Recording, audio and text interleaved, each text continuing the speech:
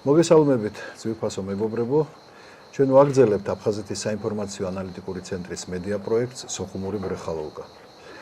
დღეს ჩვენი სტუმარი გახლავთ სოხუმელი ექიმი, არაჩვეულებრივი პიროვნება, ბატონი ლევან ფიფია. მოგესალმებით, ბატონი ლევან, ძალიან მიხარია თქვენი სტუმრობა ჩვენს ვირტუალურ ბრეხალოვკაში და როგორ გვახსენდება სოხუმი და როგორი იყო ჩვენი სოხუმური ბრეხალოვკა. ბრეხალოვკა და სანაპირო ისეთი რამე იყო, თუ ვინმეს ნახვა გინდოდა საღამოს, ყველა იქ ვიყავით. გინდა არ გინდა ეგრე იყო. და ერთხელაც სკოლიდან გადაწყვიტეთ შატალოზის წასვლა. თელმა კლასმა. წინა შატალოზე რო დავდიოდით, შევიდოდით ხოლმე კინოებში, მაგრამ ხელად მასწავლებლები ურეკავდნენ მშობელთა კომიტეტს და რამდენი ახლა კინოთეატრი იყო სოხუმში და ყველას დაევიდნენ და პოულობდნენ. ერთხელაც გადავწყვიტეთ აი დიდი გემები რო ჩამოდიოდა და მაგათ 2 საათიანი გასეირნებები რო ქონდათ და მთელი კლასი ავედით იმ გემზე. ესე იგი, გვეზებს მთელი სოხუმი გადაატრიალეს და ვერ გნახეს და იქიდან რო ჩამოვედით, მე გავედით ბრეხალოვკაზე, ყავის დასალევო და იქ დაგვაფიქსირეს ოფის. სად იყავით? სოცხალი თავით არ თქვით სად ვიყავით. ბრეხალოვკა გემი. გემი მოვიდა 2 საათიანი გემი, ბარი რაღაცა ცეკვები. ახალგაზრდების ამბავი ხო ეს მაშინ 9 კლასში ვიყავი და ბრეხალოვკა ისეთი ადგილი იყო, რომ არავინ არ არჩევდა იქ ეროვნებით, არავის არ არჩევდა. ეს საერთოდ ცოტა მოგვიანებით გავიაზრეთ ჩვენ, რომ ის აფხაზია, ის ბერძენია, ის რუსია, ის ქართველია, რაღაცა ყველა თითქმის ეს უფრო დაიწყო აი ეს გააზრება ვოავეკუას დაღუპვის მერე. 89-ში მაშინ სხვა შორის ეგრო მოხდა, ქალაქგარეთ ვიყავით გასულები მე და კიდე რამდენიმე ჩემი კოლეგა. და საღამოს რო შემოვედით სოხუმში და ესეთი ამბავი დაგვხდა, დავტოვეთ ყველაფერი, წავედით საავადმყოფოში. მე რესპუბლიკურში ვმუშაობდი. იქვე იყო ნეიროქირურგია. ვოავეკუას იქ იწვა სამწუხაროდ და მე გარდაიცვალა. აღელვებული იყო მთელი ქალაქიდან.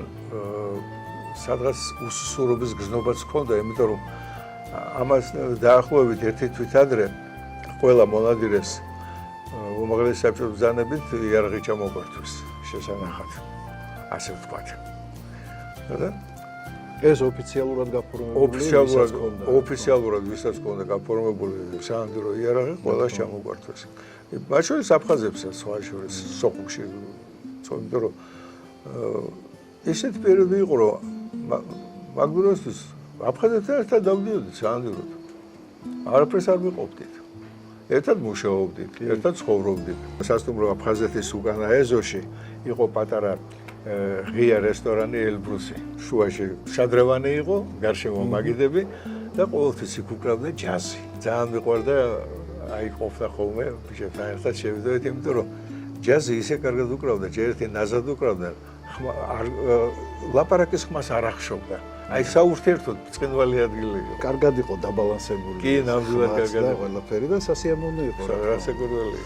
ეს ბრეხალოვკა იყო ძირძველი სოხუმელების თავშეყრის ადგილი. ხო.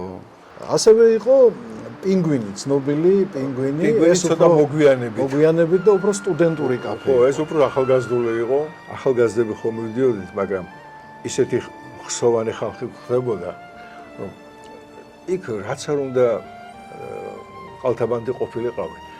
აი შინაგანი რაღაც გრძნობა არ გაძლევდა უფლებას გეყალთებოდა იმ ხსოვანების წინაშე. თქვენი პროფესიიდან გამომდინარე, ხო არ გაიხსენებდი ისეთ ამბავს, ეხლა უროლოგია ცოტა სპეციფიური განხრა არის და პაციენტებზე ვისაუბროთ, ოღონდ გვარი სახელი არ არის, რასაკვირველია. ერთ-ერთი ხნიერი აფხაზი ყავდა, თავის პრობლემებით. მოდის მაგასთან სანახავად ახალგაზრდა ქალი, 2 ბავშვი. თავიდან შვილი გვეგონა. თურმე მეუღლე აღმოჩნდა. სლაბარაკო. ეს კაცი უკვე 80-ს გადაცილებულია. ეს გოგო სადღაც 30 წლამდეა. რამეს ყვარუჩიოდა ეს 80 წლის კაცი. მაგხრივ თვითონ ჩვენთან ჩივლები არ წარმოუდგენია და. ხო დაგვაინტერესა მაინც. როგორ თან ეს ბავშვები და ნუ ახლა ექიმების ამბავი ხო იცი და ჩავაბარებინეთ სპერმოგრამა. ანუ მოხუცს რომ ანალიზი გჭირდება. ნუ აღმოჩნდა რომ განაყოფილების უნარი უკვე აღარაა გამხრის კარს. ახლა გამოიჭერეთ ახალგაზრდა ეს გოგო. მოდი აქ. ვინ ხარ შენ და საიდან ყავს ეს ბავშვები? აგერ ანალიზის პასუხი. მშვენიერი სახკარი მაქვს. ვოლგით დავდივარო. მშვენიერი ბავშვები მყავსო, რომ უყურს იმ კაცის განდა. თქვენ რას მერჩით? რატო გვიშლით? ვინგრევთ ოჯახს? ხმა რა მოიღოთ? თქვენ ბატონი იროდის შვილი ბრძანდებით. აი ბატონი იროდი თვითონ ექიმი გახდათ და აი რამ განაპირობა თქვენი აი მამის ხაზით წახვედით თუ უბრალოდ ესე არა, მამის ხაზითაც წავედი, ეს რასაკურველია, მაგრამ გარდა ამისა მე გაზრდილი ვიყავი მამაჩემის კოლეგების გარემოცვაში. ღმერთმა აცხადო სოკრატე არშმა, რომელიც უროლოგიის ინსტიტუტის დირექტორი თბილისში. ამათ ხელში ვარ გაზრდილი. მე იმ თაობის უროლოგებს უფრო ვიცნობდი, ვიდრე ახალ თაობას. მამის თაობის. მამის თაობის, ხო. შენ ისეთ ხალხს ასახელებო ერთმა კოლეგამ ერთხა ამასინადო. მე გინო მარტო წიგნში და იმაში წამიკითხია. მე ვთქვი, მე კი ამას ყველა ამათ ხელში ვარ გაზრდილი და პირადად ვიცნობ. სოხუმი საქართველოს ზღვისპირეთში მაინც გამორჩეული ქალაქი იყო. თავისი არქიტექტურით, თავისი სანაპიროთი და თავისი ურთიერთობით. მარტო სანაპირო არა, ავიღოთ რადგან ფუნიკულერს რო ვეძახთ ჩვენ სოხუმის მთას. ხო თავიდანვე ეს იყო ძალიან მოშიშვლებული ადგილი და მგელაძის დროს იყო იქ უკვე გამწვანება. როგორი ტყე-პარკი გაშენდა. მაგრამ იმ ტყე-პარკს ამშვენებდა კიდე ის არქიტექტურული კიბეები და ესტაკადები, რომელიც ცნობილი არკა. ეს ყველაფერი აი დაფიქრებით გაკეთებული. აი სანაპირო, მერე ბოტანიკურის არკა, მერე ეს მთისძირის ამზასკენ მიმოვალი ვებერთელა კიბე. მერე იყო დიდი შადრევანი იქ.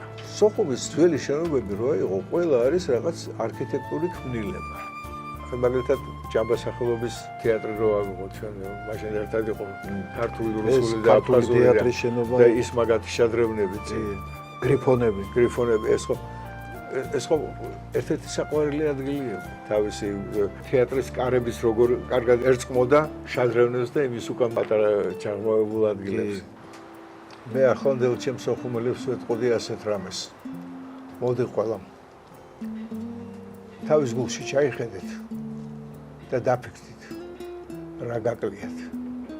ჩვენ ვიცით რა გვაკლია. თქვენ დრო მიდის, ჩვენი თაობის ხალხი ნელ-ნელა გვაკლდება.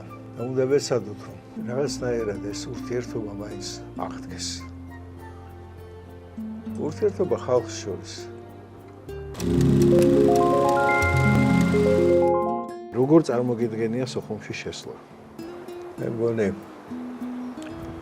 როგორც ფეხით გამოვედი სოხუმი და ისევ ფეხით უნდა დავბრუნდა.